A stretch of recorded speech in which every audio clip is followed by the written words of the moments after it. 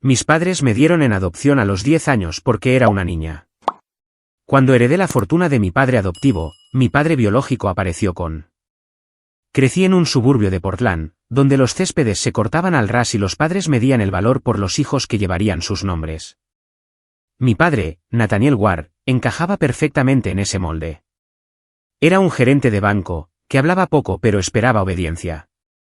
Mi madre, Marjorie, se quedaba en casa y suavizaba su aspereza con sonrisas tranquilas. Rara vez discutía, nunca lo desafiaba, y vivía como si su único propósito fuera mantener el hogar en funcionamiento. Mis dos hermanos mayores parecían brillar bajo su mirada. Thomas, ya un adolescente cuando yo era pequeña, recibía aplausos por sus notas y sus roles de liderazgo. Andrew, más cercano a mi edad, recibía trofeos e interminables ánimos por sus partidos en el campo de fútbol. Sus victorias se celebraban en la mesa con risas y elogios. Mis victorias boletas con sobresalientes, cintas de la feria de ciencias eran reconocidas con un asentimiento, antes de que la conversación volviera a los chicos. Intenté igualarlos. Estudié más duro, corrí más rápido, incluso pedí camiones de juguete en lugar de muñecas, pensando que tal vez mi padre se daría cuenta. Pero la aprobación nunca llegó. La respuesta de mi madre fue enseñarme a cocinar, a doblar la ropa de cierta manera, a mantener la casa en orden. Estas son habilidades que te harán valiosa un día, me dijo, valiosa para otra persona. Quería decir, cuando mi madre volvió a quedarse embarazada, mi padre declaró con certeza que el bebé sería un niño. Pintó la habitación de azul, incluso antes de que ella empezara a mostrarlo. Y cuando Daniel nació, lo trató como una prueba del destino. Posó para fotografías, repartió puros, y lo llamó el futuro de la familia. Yo tenía 10 años, lo suficientemente mayor para entender que me había vuelto innecesaria. La mañana en que me lo dijeron, el cielo sobre Portland estaba gris y húmedo, el tipo de clima que usualmente significaba chocolate caliente y mantas. En cambio, mi padre se aclaró la garganta durante el desayuno y anunció que pronto viviría con una familia mejor. Habló como si estuviera finalizando una transferencia en el banco, no desechando a su hija. Mi madre se sentó a su lado, con los ojos bajos hacia su plato, sus dedos retorciendo el dobladillo de su delantal. Al principio, pensé que era un castigo, que tal vez, si me disculpaba por no ser suficiente, por ser demasiado ruidosa, demasiado callada, demasiado niña, cambiarían de opinión. Pero su calma no dejaba lugar a la negociación. Mi padre me dio hasta la tarde para empacar. Una maleta, dijo. Solo lo esencial. Caminé a mi habitación aturdida, mirando las paredes de color rosa pálido que nunca me habían parecido realmente mías. Abrí el armario y miré filas de vestidos, suéteres escolares, ropa heredada de primas. ¿Qué era esencial? Doblé 2 cambios de ropa, deslicé los libros de bolsillo que había leído hasta que sus lomos se agrietaron, y metí mi conejito de peluche gastado en una esquina. Encima, coloqué una foto enmarcada de Navidad, la última antes de que naciera Daniel. En ella, parecíamos casi una familia, y quería pruebas de que, una vez, yo pertenecí. Esa tarde, me llevaron al centro y estacionaron frente a un edificio bajo de ladrillo, con un letrero descolorido, servicios familiares. La mujer que nos recibió en la puerta tenía un portapapeles y una sonrisa cansada. Mi padre llenó los formularios rápidamente, entregó la maleta, y le estrechó la mano como si estuviera cerrando un trato. Mi madre me abrazó una vez, ligeramente, susurrándome que lo entendería cuando fuera mayor. Luego, se marcharon sin mirar atrás. Esa noche, en el hogar grupal, me acosté en un catre estrecho que olía a lejía, apretando la foto contra mi pecho. Me hice una promesa en el silencio, nunca más rogaría a nadie que me amara, y nunca olvidaría el día en que aprendí mi valor. El hogar grupal fue solo el principio. En cuestión de semanas, me asignaron a mi primera familia de acogida, una casa abarrotada en el lado este de Portland, donde otros 6 niños ya compartían un espacio demasiado pequeño. Los mayores acosaban a los más jóvenes, y los padres de acogida funcionaban más como guardianes que como cuidadores. Las comidas eran rápidas y ruidosas. Las camas estaban amontonadas en habitaciones con papel tapiz desprendido. Aprendí a mantener la cabeza baja, a guardar silencio, y a desvanecerme en el fondo, donde nadie pudiera señalarme para problemas. Cuando esa ubicación colapsó por su propio peso, me enviaron a una pareja sin hijos, de unos 40 años, que al principio hablaban suavemente, llamándome cariño y comprándome zapatos nuevos. Durante unas semanas, pensé que tal vez así era como se suponía que debía sentirse una familia. Cenas cálidas, preguntas sobre la escuela, una suavidad en el aire. Pero, al segundo mes, su paciencia se agotó. Querían un niño más pequeño, alguien lo suficientemente maleable como para moldearlo en el bebé que nunca habían tenido. A los 10 años, yo ya era demasiado independiente, demasiado marcada. Y una mañana, me empacaron de nuevo, como un paquete no deseado, y me enviaron de vuelta a la agencia. La siguiente parada fue una casa suburbana ordenada, con céspedes bien cuidados y gabinetes cerrados con llave. Los padres eran puntuales con las reglas y las mesadas, pero sus ojos se posaban más en los cheques estipendiados, que en los niños que acogían. Yo era una partida en su presupuesto mensual, otra boca que les hacía ganar dinero. Sus sonrisas nunca llegaban a sus ojos. Y dejé de esperar que lo hicieran. En esos años, mi estrategia se convirtió en la supervivencia a través del borrado. Me escondía en las esquinas, llenaba cuadernos con trabajos escolares cuidadosos, y evitaba pedir nada más allá de lo requerido. Los maestros me elogiaban por ser estudiosa, pero ninguno de ellos veía que mi silencio no era disciplina. Era defensa. La única que pareció darse cuenta fue mi trabajadora social, Elena Torres. Llegaba cada mes con un portapapeles y ojos perspicaces que no se les escapaba casi nada. «Eres brillante, Celine», me dijo una vez, inclinándose sobre la mesa en la oficina de la agencia. «Pero te estás escondiendo detrás de esas notas». No respondí. No sabía cómo hacerlo. Y, sin embargo, una parte de mí se preguntaba qué veía ella que otros no, una pregunta que persistió, mientras ella comenzaba a mencionar a un hombre llamado James Calder. Elena me habló de él una tarde gris en la oficina de la agencia. «Su nombre es Jameson Calder», dijo, golpeando su bolígrafo contra la carpeta que llevaba. «Vive justo a las afueras de Portland, en una casa con demasiado espacio para un solo hombre. Tiene 62 años, es viudo, sin hijos propios. Quiere volver a ser padre de acogida». Asentí, impasible. Ya había escuchado promesas así antes. Una semana después, me senté rígida en el coche de Elena, mientras girábamos por un camino arbolado que terminaba frente a una casa estilo Craftsman, con aleros anchos y un profundo porche. James Calder ya estaba esperando, apoyado en la barandilla con una paciencia que parecía practicada. Era alto y delgado, con el cabello plateado peinado pulcramente hacia atrás, sus ojos de un azul pálido que se encontraron con los míos sin forzar una sonrisa. «En cambio», dijo, «debes ser Celine. Tenía la esperanza de conocerte». No me pidió que actuara. No repasó las reglas de la casa. En cambio, me llevó por las habitaciones, con los suelos de madera pulidos con esmero, estantes llenos de libros, el olor de algo ligeramente herbal hirviendo en la cocina. Cuando abrió la puerta de la habitación que podría ser mía, simplemente dijo, «No he pintado». Pensé que quizás querrías elegir los colores tú misma. Nadie me había preguntado eso antes. En las semanas siguientes, lo puse a prueba con el silencio. Él respondió con presencia. Cuando las pesadillas me sobresaltaban, lo encontraba esperando fuera de mi puerta con chocolate caliente. Cuando tenía dificultades con la tarea, se sentaba a mi lado hasta que los problemas tenían sentido. Un sábado, lo encontré en el garaje midiendo tablones de madera. «Una estantería», explicó. «Pensé que tus libros merecían un hogar adecuado». Fueron las pequeñas cosas las que comenzaron a desarmar mis defensas. La forma en que colocaba mis dibujos escolares en el refrigerador. La forma en que nunca apuraba mis palabras, cuando finalmente me atrevía a pronunciarlas. A los 11 años, aprendí cómo se veía la estabilidad. El día en que el tribunal finalizó la adopción, Elena sonrió, mientras el juez declaraba mi nuevo nombre, Celine Calder. Sostuve los papeles en mis manos, pero fue el tranquilo asentimiento de James lo que me arraigó. Por primera vez, la permanencia se sintió posible, y el peso de pertenecer se posó sobre mí, como una manta que no sabía que necesitaba. James tenía una forma de abrirme el mundo sin que pareciera una lección. Un sábado, nos llevó en coche a las colinas del oeste, y caminamos por los grandes salones de Pittock Mansion. Me señaló las líneas de las escaleras, el equilibrio de las ventanas, la forma en que la luz parecía seguirnos de una habitación a otra.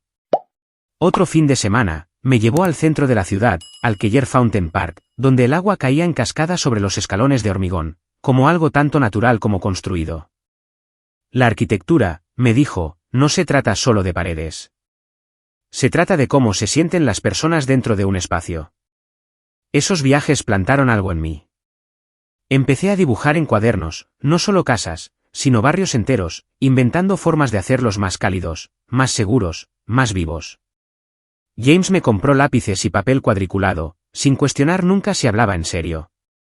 Simplemente me animó, como si ya supiera a dónde conduciría. La escuela secundaria me puso a prueba de diferentes maneras. Todavía llevaba el instinto de desaparecer, pero poco a poco aprendí a mantenerme firme. Zoe Ramírez irrumpió en mi vida en 10º grado, deslizándose en el asiento de al lado en la biblioteca y anunciando que seríamos compañeras para un proyecto de historia. Era segura de sí misma, extrovertida, imposible de ignorar. De alguna manera, decidió que valía la pena conocerme. Y, contra mi propia cautela, la dejé quedarse. Por primera vez, tuve a alguien de mi edad, que me preguntaba por mí, no porque tuviera que hacerlo, sino porque quería. La terapia también ayudó. La oficina de la doctora Alice Monroe estaba llena de libros y sillas suaves, un lugar donde el silencio no era castigado. Me guió a través de los años que intenté enterrar, recordándome que el rechazo de mis padres decía más sobre sus límites que sobre los míos. Poco a poco, comencé a creerle. Para el último año, sucedió lo imposible, una carta del programa de arquitectura de la Universidad de Cornell. Aceptación impresa en negrita. James la enmarcó y la colgó en la sala de estar, diciéndole a cualquiera que lo visitara que su hija se dirigía a Nueva York. Por primera vez, la palabra futuro no me asustó. Se sentía como algo que ya había empezado a construir. A principios de mis 30, había encontrado mi ritmo. Mis diseños ya no eran solo bocetos y cuadernos, sino estructuras que se alzaban en Portland, centros comunitarios con paredes de cristal y patios, donde los vecinos se reunían. Llegaron premios, artículos en periódicos locales, e invitaciones para hablar en conferencias. Sin embargo, cada logro se sentía incompleto, a menos que pudiera compartirlo con James. Él seguía siendo mi ancla, sentado en la primera fila en las inauguraciones, su orgullo firme y tranquilo. Fue durante una de esas celebraciones cuando noté el cambio. Aplaudió, pero sus manos temblaron ligeramente. Más tarde, en la cena, movió la comida en su plato, su apetito había desaparecido. Cuando le pregunté, lo desestimó con una broma sobre que la edad lo estaba alcanzando. Semanas después, la verdad llegó como un trueno, cáncer de páncreas en etapa 4. El diagnóstico me destrozó, pero James parecía casi tranquilo. No podemos elegir la longitud del camino, dijo suavemente. Solo como lo recorremos. Se negó a tratamientos agresivos que le robarían el poco tiempo que le quedaba. En cambio, eligió quedarse en casa, y yo elegí ser su cuidadora. Nuestra casa se convirtió en un lugar de días medidos. Las mañanas se llenaban con horarios de medicación y té en la terraza acristalada. Por las tardes, revisábamos álbumes de fotos, sus historias tejiendo el pasado en algo que yo podría llevar adelante. Por las noches, cuando el dolor apretaba más fuerte, me sentaba a su lado y leía en voz alta, mi voz llenando el silencio que una vez me asustó de niña, pero que ahora se sentía como protección. Incluso, a medida que su cuerpo se debilitaba, su mente permanecía aguda. Preguntaba por mis proyectos, me instaba a seguir construyendo, me recordaba que mi trabajo importaba. En una noche tranquila, cuando la lluvia golpeaba las ventanas, tomó mi mano. Su voz era apenas un susurro, pero las palabras se grabaron en mí, y construye algo que nos sobreviva a ambos. Me quedé con él hasta el final, sosteniendo su mano, mientras su respiración se ralentizaba, diciéndole que me había dado más que cualquier plano. Cuando el silencio finalmente llegó, sentí que el mundo había cambiado. Sin embargo, debajo del dolor había un pulso constante de resolución, el comienzo de una promesa que tendría que cumplir. Las semanas posteriores al fallecimiento de James se desdibujaron en una bruma de condolencias y papeleo. Me movía por todo aquello como si estuviera bajo el agua, cada paso ralentizado por el dolor. Cuando el abogado me llamó a su oficina, esperaba poco más que formalidades, su casa, sus ahorros, quizás algunas pertenencias personales. Lo que no esperaba era el número escrito con tinta negra en el testamento. James me había dejado todo a mí, su modesta casa, sus inversiones, los restos del negocio que había vendido años antes. En total, ascendía a más de 27 millones de dólares. Por un largo momento, solo me quedé mirando la cifra, incapaz de conciliarla con el hombre que prefería las camisas de franela y los viejos guantes de jardinería. Nunca había vivido lujosamente. Sus alegrías las había encontrado en los libros, en cenas tranquilas y en mi compañía. Descubrir que había llevado este tipo de riqueza todo el tiempo, me hizo dar cuenta de lo poco que había entendido la magnitud de sus sacrificios. Había ahorrado, invertido y protegido. Y ahora me lo confiaba todo a mí. La noticia corrió rápido. En cuestión de días, los periódicos locales publicaron la historia: arquitecta hereda la fortuna Calder. Mi rostro, extraído de algún sitio web de la empresa, apareció junto a titulares que nunca pedí. Los colegas ofrecieron felicitaciones que sonaron incómodas. Los extraños me trataban como una curiosidad, y los conocidos insinuaban nuevas oportunidades que de repente se sentían contaminadas. Por la noche, me quedaba despierta en la casa silenciosa, las paredes más pesadas sin la presencia de James. La riqueza no suavizó la pérdida. La agudizó. El dinero se sentía menos como un regalo y más como una responsabilidad, un peso que me presionaba para demostrar que era digna de lo que él había construido. Una noche, caminé por su estudio, deslizando mis dedos por los lomos de los libros que una vez habíamos leído juntos.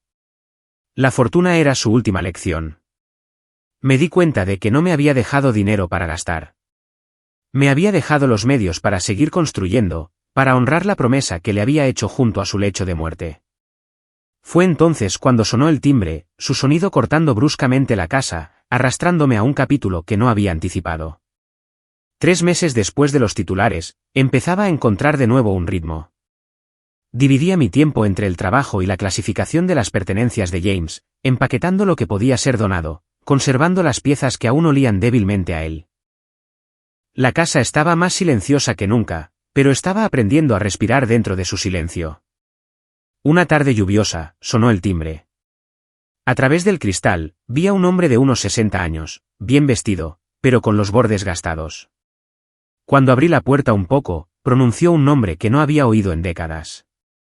«Soy yo, tu padre, Nathaniel Ward». El aire abandonó mis pulmones. Parecía más pequeño que el gigante que recordaba, su figura encorvada, su rostro profundamente surcado. Sin embargo, la arrogancia persistía en la forma en que intentaba pasar a mi lado, para entrar en la casa. Detrás de él, se encontraba un hombre más joven, de traje, con un maletín en la mano. Nathaniel ofreció una sonrisa ensayada. «Llevo años buscándote», afirmó. «Cuando leí sobre tu herencia, supe que finalmente era el momento de arreglar las cosas. No los invité a pasar. Lo dejé hablar en el porche, sus palabras brotando sobre arrepentimientos, errores, y cómo la familia debería perdonar. El abogado se aclaró la garganta y habló de reconciliación y legado compartido. Mis manos se apretaron alrededor del marco de la puerta mientras escuchaba. No era remordimiento. Era estrategia. Esa noche, llamé a un investigador privado. Si Nathaniel había reaparecido, después de décadas de silencio, quería la verdad. Una semana después, el informe llegó a mi escritorio: deudas de juego acumuladas. Ejecución hipotecaria de su última casa, trabajos abandonados, puentes quemados. Mis hermanos, los hijos que una vez había valorado, estaban ambos distanciados. Uno había cortado lazos años atrás, después de interminables demandas financieras. El otro no le había hablado desde la universidad. La imagen estaba completa. Este no era un hombre que regresaba para reparar lazos. Este era un hombre rondando el olor del dinero, y por primera vez desde la infancia, no sentí la necesidad de rogar por su aprobación. Cuando su abogado volvió a llamar para solicitar una reunión, acepté, no para reconciliarme, sino para confrontar. Nos reunimos en una pulcra sala de conferencias, en la oficina de mi abogado en el centro. Nathaniel llegó tarde, pavoneándose como si el retraso pretendiera demostrar su importancia.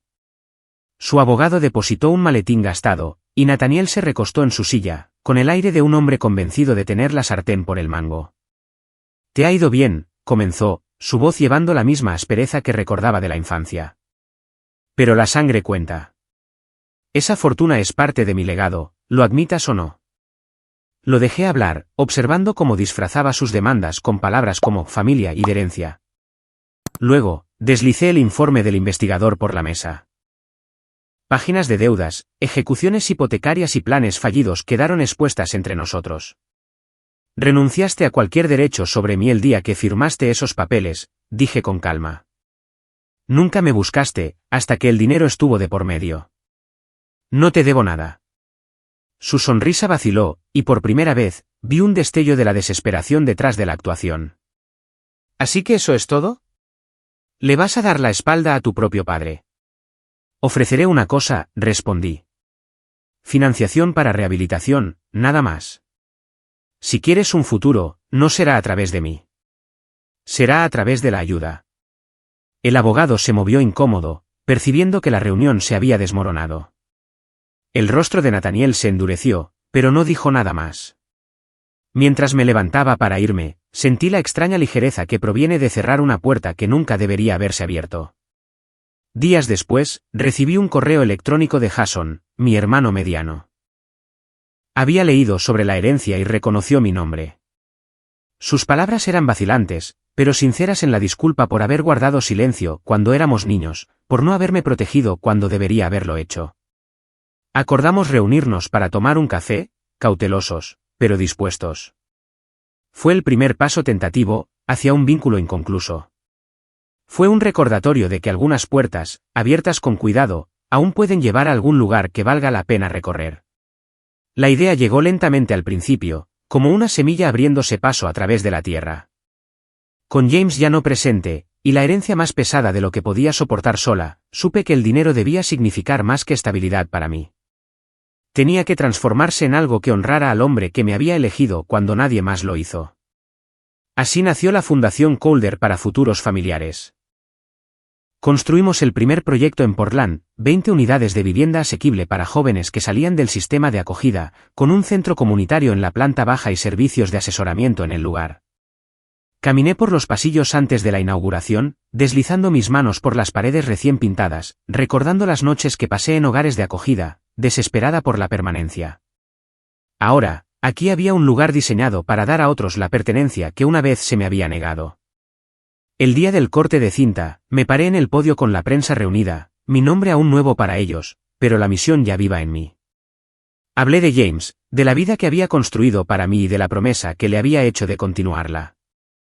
La familia no es sangre, le dije a la multitud, con voz firme. Es elección, compromiso y amor. Y cuando nos elegimos unos a otros, construimos algo más fuerte que una herencia. Construimos un futuro. Mientras la cinta caía y los aplausos se alzaban a mi alrededor, busqué el colgante de llave de plata que James me había regalado años antes. Se calentó en mi mano, ya no solo un símbolo de un hogar que él abrió para mí, sino de las vidas que ahora se abrían para otros. Cuando la fortuna y la libertad finalmente llegan a tus manos, ¿qué futuro elegirás construir y para quién?